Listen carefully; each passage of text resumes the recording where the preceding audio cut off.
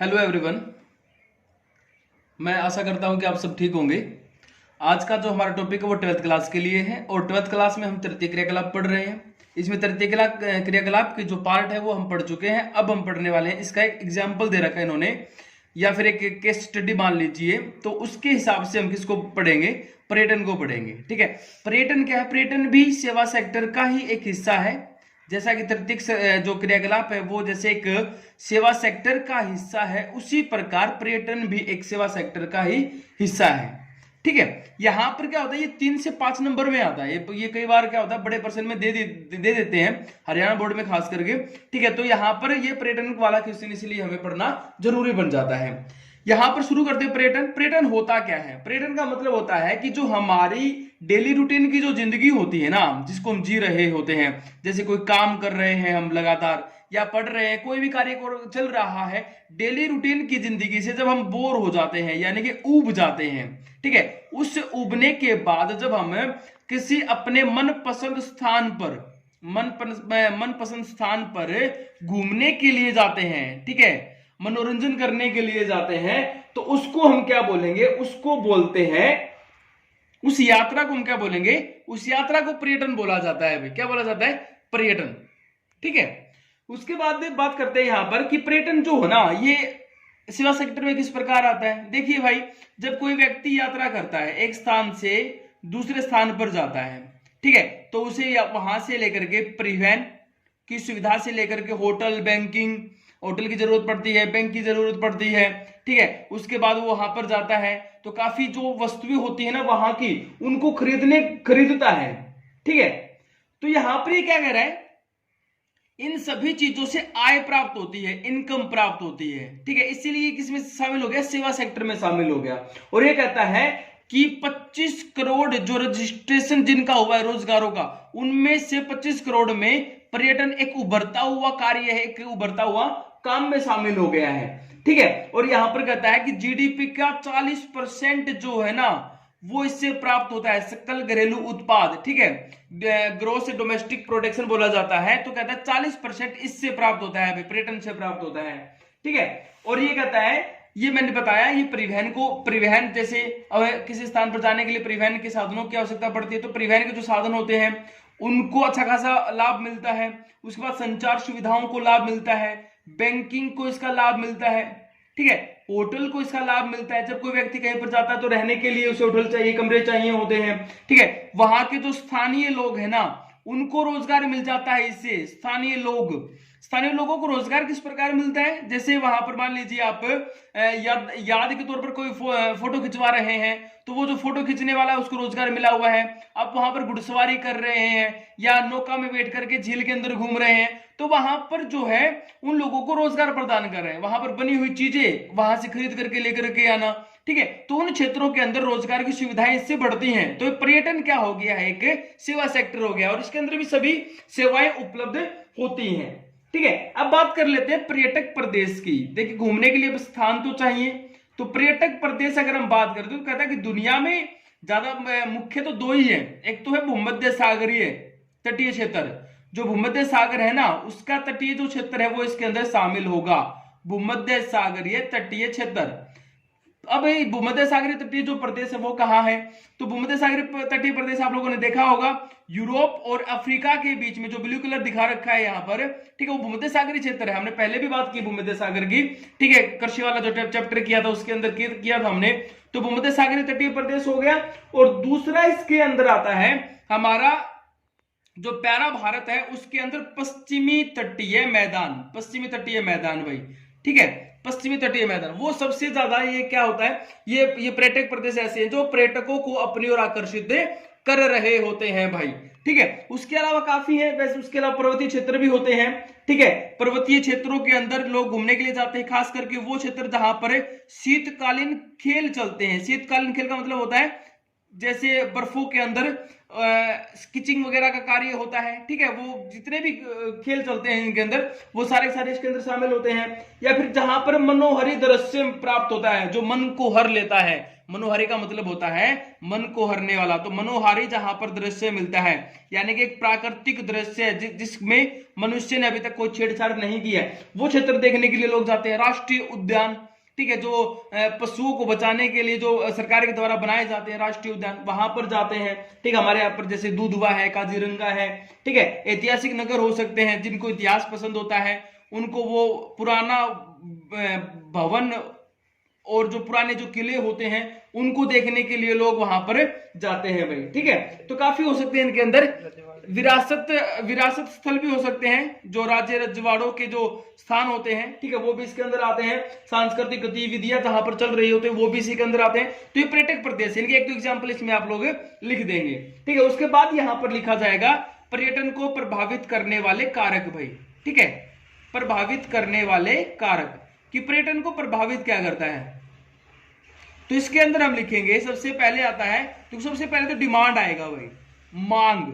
ठीक है, क्योंकि आजकल क्या हो रहा है, कहता है कि जबरदस्त बिजी जिंदगी चल रही है, हर जगह व्यस्तता चल रही है, हर कोई व्यस्त है अपने अपने काम के अंदर। तो उसे कुछ टाइम, कुछ फ्री टाइम चाहिए ताकि वो अपने दिमाग को क्या कर सके, अपने दिमाग को बिल्कुल संतुलन में ला सके, रिलैक्स हो सके। तो उस फ्री टाइम को कहीं पर स्पेंड करता है, कहीं पर बिताता है। तो क्या हो गया, आजकल डिमांड बढ़ गई है और खास करके विकसित देशों के अंदर अलग से पैकेज दिया जाता है घूमने के लिए अपने कर्मचारियों को। ठीक है, तो विकसित देशों के अंदर तो ये चलता ही है, वहां पर डिमांड बढ़ गई है कि उन्हें घूमने के लिए समय दिया जाए। तो इस कारण पर्यटन की क्या हो रहा है, पर्यटन की मांग बढ़ती जा रही है। तो ये पर्यटन आज चर्चा में है भाई। तो ठीक है, तो पहला कारक कौन सा प्रभावित करता है, डिमांड भाई। ठीक है, इसके अंदर ये दो दो तीन तीन लाइन लिख देंगे आप। उसके बाद दूसरा हम यहां पर लिख सकते हैं विकसित परिवहन।